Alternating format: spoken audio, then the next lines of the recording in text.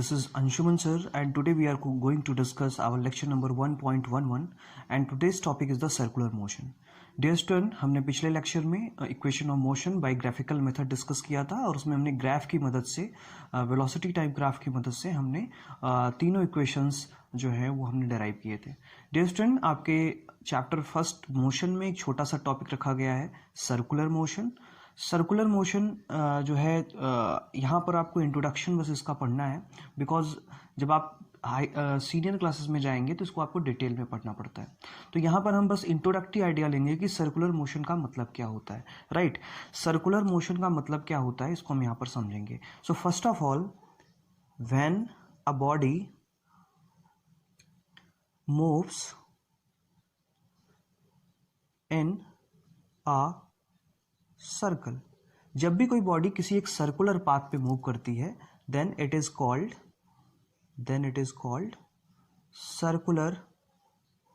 Circular motion. तो इस तरह के मोशन को हम क्या कहते हैं? सर्कुलर मोशन कहते हैं. जब भी कोई बॉडी जो है वो किसी एक सर्कुलर ट्रैक पे, सर्कुलर पाथ पे मूव करती है तो इसे हम क्या कहते हैं? सर्कुलर मोशन कहते हैं. अब ये बहुत सारे एग्जांपल्स आपकी लाइफ में इन्वॉल्व हैं जिसमें आप सर्कुलर मोशन का एग्जांपल देखते हैं. जैसे सबसे पहला एग्जांपल मैं आपको दे रहा हूँ, ज्वाइंट व्हील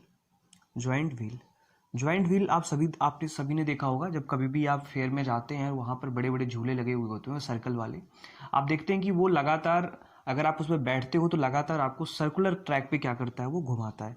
तो जॉइंट व्हील एक बहुत अच्छा एग्जांपल है. इसी तरीके से रिम ऑफ साइकिल, आप सभी जो है साइकिल यूज़ करते हैं, तो जो साइकिल की रिम होती है वो भी लगातार क्या करती है? सर्कुलर मोशन करती है. इसी तरीके से अगर हम बात करें हैंड्स ऑफ द क्लॉक, जो घड़ी की सुइयाँ होती हैं, जो वॉच की सुइयाँ होती हैं, सेकेंड, मिनट और आवर्स वाली जो सुइयाँ होती हैं, वो भी क्या करती हैं? किसी एक फिक्स पॉइंट के लॉन्ग क्या करती हैं? सर्कुलर मोशन करती हैं. इसी तरीके से अगर मैं बात करूँ तो आपके घरों में सीडी प्लेयर होता होगा, डीवीडी प्लेयर होता होगा, तो सीडी की जो डिस्क होती है वो भी क्या होती है? सर्कुलर होती है. तो सीडी डिस्क जो होती है वो भी क्या होती है? सर्कुलर होती है. तो आप इस तरह से समझ सकते हैं. इसी तरीके से आपके स्कूल में एक सर्कुलर में घूमने वाला एक झूला लगा हुआ है जिसे आप मिनी गो राउंड कहते हैं. That is the mini go round. Right. तो ये बहुत सारे एग्जांपल्स हैं जिसको आप अपनी लाइफ में देख सकते हो. राइट. तो ये आपके घरों में फैन लगा हुआ होता है, तो फैन की जो ब्लेड्स होती हैं वो भी क्या करती हैं? सर्कुलर मोशन करती हैं. राइट. तो ये कुछ इंपॉर्टेंट एग्जांपल्स हमने अपनी लाइफ में देखे. अभी और कुछ एग्जांपल्स को हम डिस्कस करेंगे. तो सर्कुलर मोशन में होता क्या है कि आपके पास एक बॉडी होती है जिसके पास कुछ मास होता है और वो किसी एक फिक्स डिस्टेंस, किसी एक पॉइंट से, मान लीजिए ये पॉइंट है, इस पॉइंट से एक फिक्स डिस्टेंस को लगातार ये मेंटेन करती है ऑन द सर्कुलर ट्रैक. तो ये जो ट्रैक क्रिएट होता है ये कैसा होता है? सर्कुलर होता है. राइट. और इसको हम रेडियस ऑफ द सर्कल कहते हैं. तो जब भी कोई बॉडी सर्कुलर पाथ पे, एक सर्कल पे मूव करता है, और आप जानते हो कि जब भी सर्कल पे मूव करेगा तो उसकी एक फिक्स डिस्टेंस होगी. जैसे आप साइकिल में देखिए तो साइकिल का जो टायर होता है वो रिम के साथ तीलियों से जुड़ा हुआ होता है. तो तीलियों की जो उसमें जो स्ट्रिंग्स लगी हुई होती हैं उनकी जो लेंथ होगी वो उसकी रेडियस होगी. तो उसके फिक्स के लॉन्ग क्या कर रहा है? ये मूव कर रहा है. तो इसे हम क्या कहते हैं? सर्कुलर मोशन कहते हैं. राइट. अब इसमें एक चीज़ और समझ में आती है कि जब भी कोई बॉडी सर्कुलर मोशन करती है तो उसके पास वेलोसिटी होती है. क्या होती है? वेलोसिटी होती है या स्पीड होती है. वो फिक्स डिस्टेंस के साथ जब भी, जैसे मान लीजिए किसी टाइम पर यहाँ पर बॉडी था एम मास, अब कुछ टाइम के बाद यहाँ पे पहुँच जा रहा है तो इसकी स्पीड की डायरेक्शन ये हो गई. कुछ टाइम के बाद यहाँ पे पहुँचेगा तो स्पीड की डायरेक्शन ये हो जाएगी. कुछ टाइम बाद यहाँ पहुँचेगा तो स्पीड की डायरेक्शन ये हो जाएगी. तो एक चीज़ आपको याद रखना है कि जब भी कोई बॉडी सर्कुलर मोशन करती है तो वो लगातार अपने डायरेक्शन को चेंज करती है. अपने डायरेक्शन को क्या करती है? चेंज करती है. किसकी डायरेक्शन चेंज होगी? वेलोसिटी की डायरेक्शन चेंज होगी. सो हम यहाँ पे नोट कर लेते हैं सेकेंड पॉइंट हम लिख सकते हैं, when a body moves along circular path, then its direction of velocity keep changing. Right. तो लगातार इसकी वेलोसिटी की डायरेक्शन क्या होती है? चेंज होती रहती है. इसलिए इसको हम एक्सेलरेटेड मोशन भी कहते हैं. याद रखना है, इसको हम एक्सेलरेटेड मोशन भी कहते हैं। तो सर्कुलर मोशन को हम क्या कहते हैं? एक्सेलरेटेड मोशन कहते हैं, because the direction of velocities keep changing, लगातार इसकी डायरेक्शन क्या होती है? चेंज होती रहती है। आई होप मेरी इतनी बात आपके समझ में आ गई होगी, राइट। नाउ अब हम बात करते हैं यूनिफॉर्म सर्कुलर मोशन की। Uniform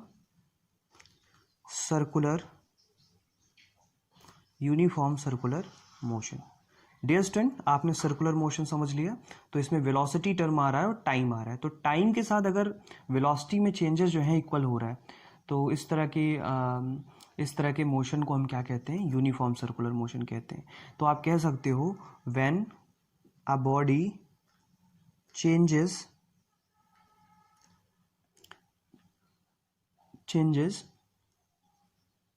when a body changes its position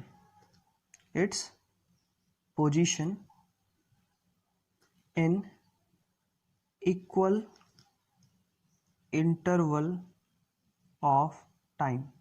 तो अगर किसी बॉडी की पोजीशन लगातार इक्वल इंटरवल टाइम में इक्वल हो रही है, तो ऐसी सिचुएशन में इसे हम क्या कहेंगे? यूनिफॉर्म सर्कुलर मोशन कहेंगे। तो अगर इक्वल टाइम में इक्वल पोजीशन चेंज हो रही है, मान लीजिए यहाँ से यहाँ तक कुछ इसने क्या किया? पोजीशन चेंज किया, और उतने ही टाइम में क्या करेगा? फिर अगला पोजीशन चेंज करेगा, उतना ही पोजीशन चेंज करेगा। तो ऐसी सिचुएशन में उसे हम क्या कहेंगे? यूनिफॉर्म सर्कुलर मोशन कहेंगे। इसका मतलब अगर इसको सिंपल वे में हम लिखना चाहें, so when a body move on circular path with constant velocity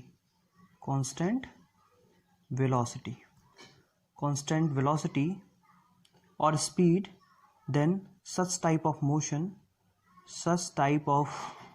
circular motion is called uniform circular motion. Uniform circular motion, right. I hope ये बात आपके समझ में आ गई होगी। अब यहाँ पर हम एक बहुत इंपॉर्टेंट बात करने जा रहे हैं कि जब भी कोई बॉडी सर्कुलर मोशन करती है, तो जैसे मान लीजिए ये कोई बॉडी है और ये सर्कुलर ट्रैक पे इस तरह से मूव कर रही है, ये इसका सेंटर है, और यहाँ सेंटर से कोई बॉडी है, लगातार ये क्या कर रही है? सर्कुलर ट्रैक पे इस तरह से मूवमेंट कर रही है। तो इसको सर्कुलर ट्रैक पे घुमाने के लिए एक फोर्स रिस्पॉन्सिबल होता है, जो हमेशा इसके सेंटर की तरफ काम करता है, और इस फोर्स को हम क्या कहते हैं? सेंटीपिटल फोर्स कहते हैं। क्या कहते हैं? Centripetal force. तो अगर किसी बॉडी को आपको सर्कुलर पाथ पे रोटेट कराना है, तो उसके लिए आपको फोर्स लगाना पड़ेगा, जिसको आप सेंटीपिटल फोर्स कहते हो। इसका एक छोटा सा एग्जांपल हम कुछ इस तरह से समझ सकते हैं कि जैसे आप एक स्टोन को आप एक धागे में बांधकर आप घुमाते हो, तो एक स्ट्रिंग पर एक अंदर की तरफ खिंचाव लगता है, और जो वो स्टोन है वो सर्कुलर पाथ पे क्या करता है? मूव करता है। तो ये छोटी सी एक्टिविटी आप अपने घर में कर सकते हैं। आप एक क्रिकेट बॉल को एक जो है स्ट्रिंग में बांध करके आप उसे जब घुमाते हैं, तो आप देखते हैं कि वो बॉल जो है वो सर्कुलर ट्रैक पे क्या करती है? मूव करती है। और जैसे ही आप उस स्ट्रिंग को कट करोगे, जैसे ही उस स्ट्रिंग को आप हटा देते हो, कट कर देते हो, तो आप देखते हो कि वो बॉल जो अभी सर्कुलर मोशन कर रही थी, सर्कुलर पाथ पे मोशन कर रही थी, अब वो क्या कर रही है? वो सीधी निकल जा रही है, लीनियर मोशन करने लग रही है। तो एक चीज़ हमें समझ में आता है कि जो वो स्ट्रिंग है वो रिस्पॉन्सिबल है उस बॉल को सर्कुलर ट्रैक पे घुमाने के लिए। तो अगर मैं इस स्ट्रिंग को हटा दूंगा तो ये सीधे निकल जाएगी बॉल। तो एक बात आपको यहाँ से क्लियर हो गई, छोटी सी एक्टिविटी से एक बात समझ में आ गई कि अगर कोई बॉडी सर्कुलर पाथ पे मूव कर रही है, तो उसके लिए एक इनवर्ट फोर्स, सेंटीपिटल फोर्स की ज़रूरत पड़ती है, जो हमेशा उस सर्कुलर पाथ के सेंटर की तरफ काम करती है। ओके, तो हम कह सकते हैं a force is needed for such kind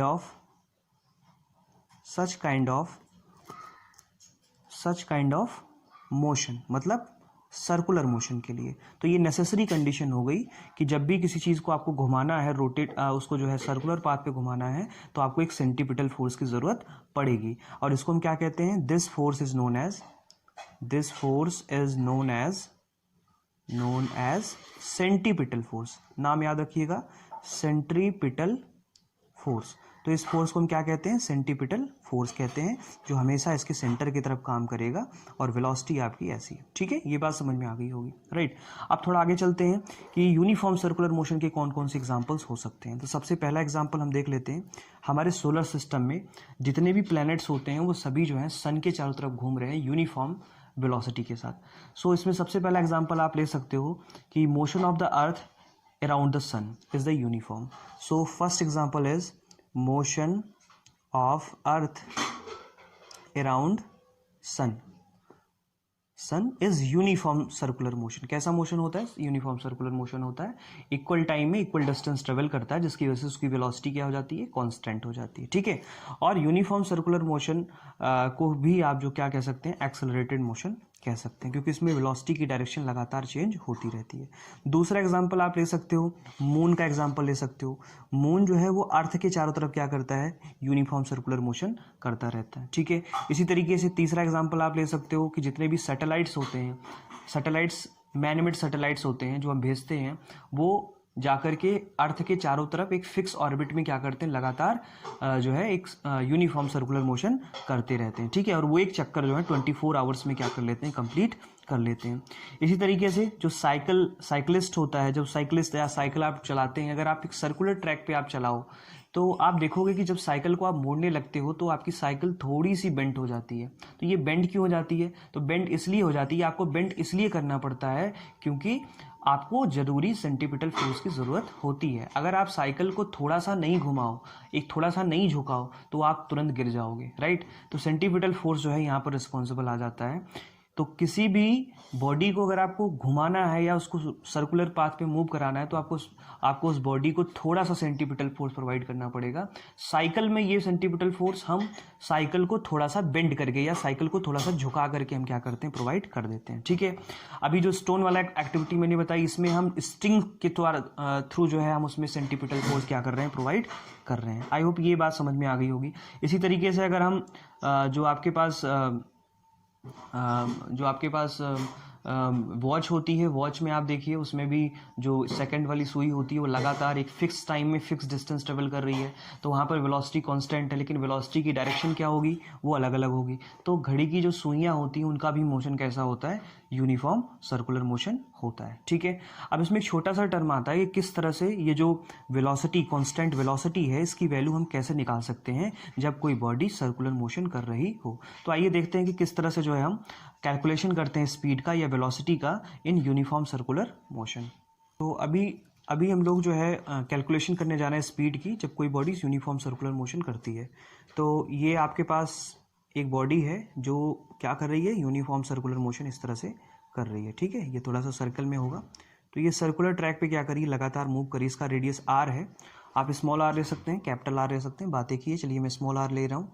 ये जो बॉडी है इसका मास m है और लगातार क्या कर रही है? घूम रही है, इसकी वेलोसिटी है। हमें ये वेलोसिटी क्या करनी है? फाइंड करनी है। मान लेते हैं कि इसको यहाँ से मान लीजिए पॉइंट ए है और पॉइंट ए से चल करके पॉइंट ए तक आने में जो टोटल टाइम लगा वो कैपिटल टी लगा। Let in one complete